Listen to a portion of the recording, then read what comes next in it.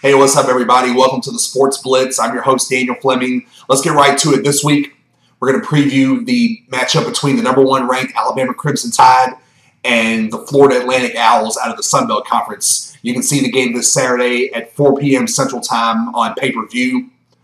And this week, we just want to talk a little bit about Florida Atlantic, just to kind of give you guys, a preview of what to expect from Florida Atlantic and just a little bit about their skill position players. And we'll get to that in just a minute. But Florida Atlantic has a 1-2 record. They struggled to beat Wagner College 7-3 in their opener. Then they lost to Middle Tennessee State 31-17. And then last week, they were blown out by Georgia 56-20. And their starting quarterback is Graham Wilbert, number 14. He's a junior. He's a big kid, 6'6", 225 pounds. And he threw 1 touchdown and 1 interception in the game last week against Georgia.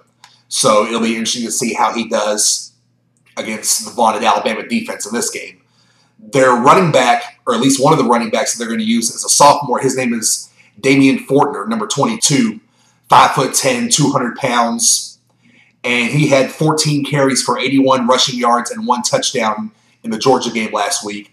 So he's obviously a player that Alabama is going to have to account for. And I feel like if Alabama can shut him down early in the game, it'll really make Florida Atlantic one-dimensional. So hopefully that'll happen. And the main receiver that I saw for Florida Atlantic is a true freshman. His name is William Dukes, number 19. He's a very sizable kid, also 6'4", 190 pounds. He's got good height, obviously, for a wide receiver. And last week against Georgia, he had 5 catches for 98 yards.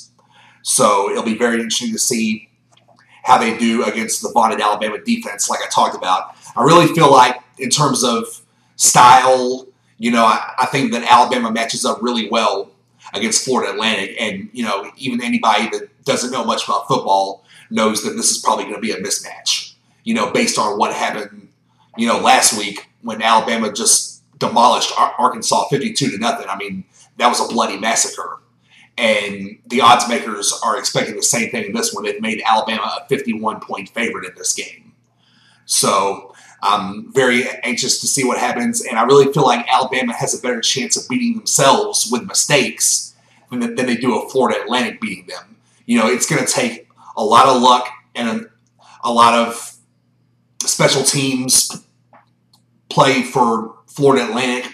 They're going to have to score on defense, score on special teams, and they're going to have to somehow win the turnover battle. And I just don't see that happening. So we'll see how it turns out. Like I said, as long as Alabama wins the turnover battle and as long as their running game is able to dominate the way they're supposed to, then I fully expect this to be another bloodbath. So that's about it for this week. I hope you guys enjoyed it, and I'll see all of you next week.